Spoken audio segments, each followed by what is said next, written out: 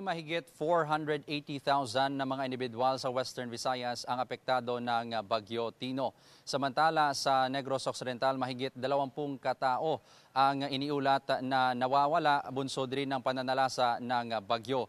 May mga iniulat ring nasawi ngunit patuloy pang kinukumpirma. Humupa na ang pagbuhos ng ulan sa Roxas City, Capiz simula kagabi hanggang ngayong umaga kaya ang ilang lumikas na mga residente bumalik na sa kanilang mga bahay. Nagsiuwian na mga residente na nasa evacuation center sa Roxas City dahil wala ng lugar sa lungsod na lubog sa baha. Sa pinakahuling tala naman ng PDRMO Capiz, mahigit 153,000 individual ang inilikas dahil sa Bagyong Tino. Mahigit 148,000 dito ang nananatili pa rin sa evacuation centers.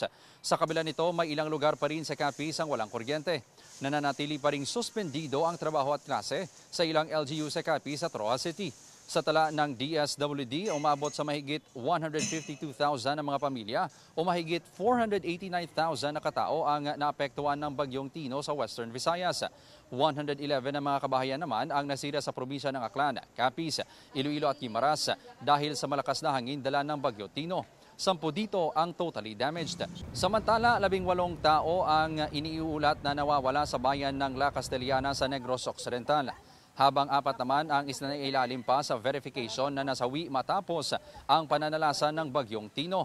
3 tulay naman ang nasira habang lubog pa rin sa baha ang ilang lugar sa bayan. Kagabi nawala ng supply ng kuryente sa buong La Castellana at naging mabagal din ang internet connection. Ayon sa alkalde, maaaring abutin pa ng 2 hanggang 3 araw bago maibalik ang supply ng kuryente. Nananawagan din siya ng tulong mula sa pamahalaang nasyonal at probinsyal.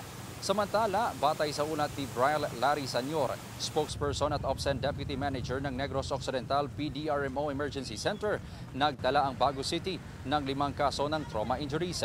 7 katao naman ang nawawala at 3 nasawi na nasa proseso pa ng verifikasyon.